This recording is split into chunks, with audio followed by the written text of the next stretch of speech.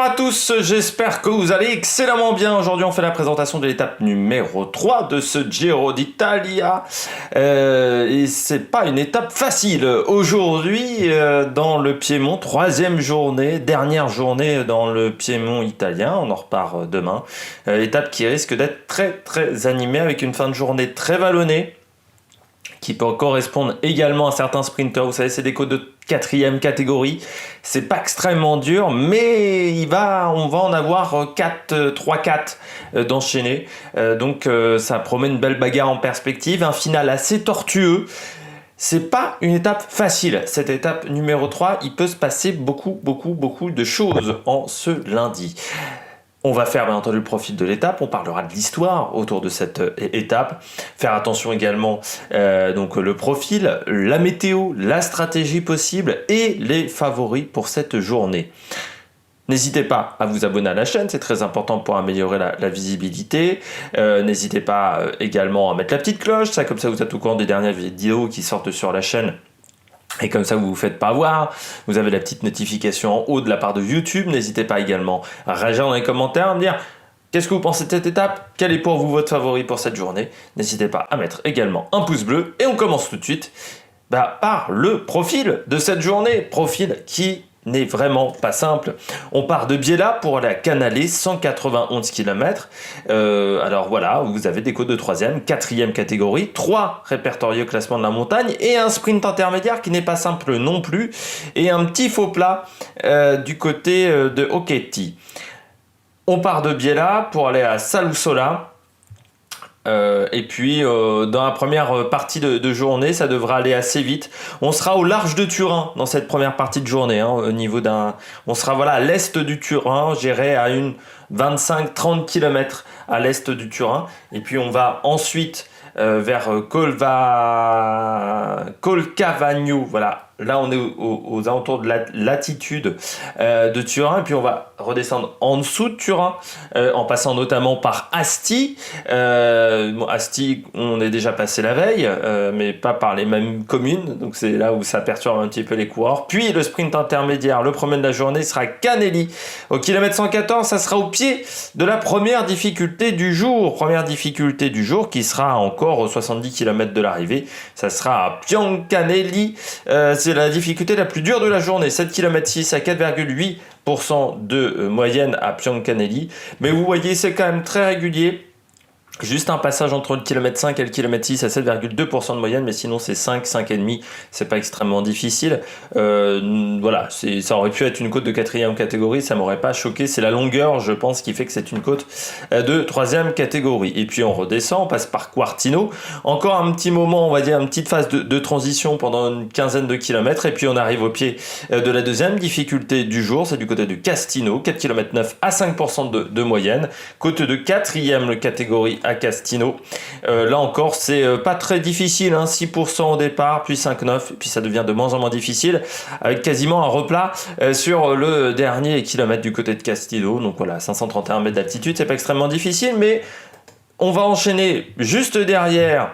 Donc là, on est au kilomètre 145, 9 km après, on est déjà au sommet de la dernière difficulté répertoriée au classement de la montagne du jour. C'est du côté de Manera, 5 km 4 à 5,3% de moyenne, côte également de 4e catégorie, Manera. Un peu plus difficile au départ, 6,3, 6,6, 6%, et puis après ça redescend, ça redevient un peu plus plat sur la dernière partie de montée. Est-ce que tous les sprinteurs arriveront à franchir cet enchaînement de côtes de 4e catégorie? Pas sûr. Puis on redescend à Rica, Alba, on va en parler dans la portion histoire de la vidéo. Et puis le sprint intermédiaire, le deuxième de la journée, qui sera à Guarene. J'espère que je me trompe pas, parce qu'en fait, pour tout vous dire, voilà, j'ai deux villes qui se sont sur le profil, qui sont l'une sur l'autre. Et j'ai oublié de vérifier, bien entendu. 2 km 600, 6,8% de moyenne, qui pourrait être une rampe de lancement. Nous serons à ce moment-là à 16 km de l'arrivée. Nous passerons ensuite à Vesa d'Alba. Là, ça sera en faux plat montant. C'est pas extrêmement dur, mais c'est un petit faux plat montant. Et puis après, on plonge vers Canale. Faux plat descendant. Il faudra faire attention. Du côté de Canale, c'est très technique dans le final. On nous met 4 virages dans le dernier kilomètre. Faire attention, les virages sont très très serré. Surtout, les deux derniers virages, c'est un enchaînement droite-gauche assez rapide, c'est-à-dire qu'on prend un droite, mais dans une route qui, je pense, va se resserrer parce qu'il y a une sorte de terre-plein central au milieu de cette route. Donc je pense qu'on ne pourra pas utiliser toute la largeur de la route pour tourner dans le virage, donc ça risque de se resserrer énormément. Puis ensuite, on a un rond-point. Donc ça sera le virage à gauche et la dernière ligne droite, aux alentours de 600 mètres, entre 600 et 700 mètres pour la dernière ligne droite, qui est, je dirais, quand même assez large, je dirais aux alentours de 7,50 m. C'est une deux voies assez classique, donc je dirais qu'il y a assez de place pour faire ce sprint. Attention en plus parce qu'on va arriver dans le dernier kilomètre très très vite en faux plat descendant, il faudra faire attention, surtout que les conditions climatiques ne vont pas être faciles, mais on reviendra là-dessus. Attention aux virages, vraiment, les virages ne seront pas évidents, c'est des virages assez serrés dans le dernier kilomètre, et 4 virages dans le dernier kilomètre c'est beaucoup, surtout que c'est 4 virages grosso modo en 400 mètres, hein, donc ça va être très intense dans cette portion-là de la course, il faudra être très très bien placé. On passe à l'histoire, et l'histoire dans cette vidéo, on va traverser la ville d'Alba, comme je vous l'ai indiqué tout à l'heure. La ville d'Alba, eh bien c'est le début du chef-d'œuvre d'Alessandro Petacchi. Alessandro Petacchi, la Fassa Bortolo, la grande époque de la Fassa Bortolo, et qui en 2004 avait remporté 9 victoires sur le Giro. Ça reste un record pour la période moderne du Giro. Je crois peut-être même dans toute l'histoire du Giro, on n'a pas fait plus que 9. Faudrait vérifier, là j'ai pas l'idée en tête, mais dans la période moderne, je dirais post-années 60, c'est un record, 9 victoires avec la Fassa Bortolo, le train de la Fassa Bortolo, parce que Petacchi en fait s'était énormément inspiré de Cipollini. On peut même dire que c'est le fils un peu spirituel de Cipollini dans la manière d'appréhender le sprint, avec un train énorme à l'époque du côté de la Fassa Bortolo, et donc première victoire à Alba sur cette première étape, parce qu'à l'époque on commençait par un prologue. C'était une habitude dans tous les grands tours dans les années 90-2000 d'avoir un prologue, et c'est le Giro qui arrêtera en premier de faire des prologues et de faire des contre-la-montre par équipe. Ensuite ça enchaînera avec la Vuelta, et puis le Tour de France passera un petit peu après avec des étapes en ligne parfois, et l'arrivée des contre-la-montre et la disparition quasiment du prologue. C'est comme sur le Tour de Romandie, c'est extrêmement rare aujourd'hui de voir un prologue ou de voir un contre-la-montre par équipe également. C'est des choses qui ont un petit peu disparu du côté du cyclisme. On passe tout de suite à la météo. Du côté de la météo, pluie pendant toute la journée, qui sera plus ou moins intense dans la journée, mais ça va donc pas être idéal, surtout pour le final encore de l'étape. Entre 13 et 17 degrés, vent de dos dans la première partie du parcours, puis 3 quarts d'eau gérés dans le passage, dans les difficultés. Donc les difficultés devraient se passer à très forte vitesse, il faudra faire donc attention. Et puis après, changement de direction, et dans le final, non pardon, j'ai dit une bêtise, dans les côtes on aura plutôt vent de côté et vent de face.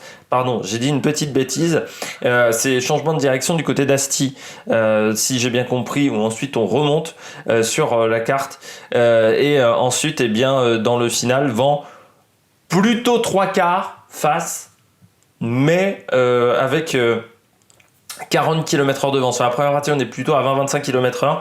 Sur la deuxième partie de course, aux alentours de 40 km/h de vent, 3 quarts face dans le final.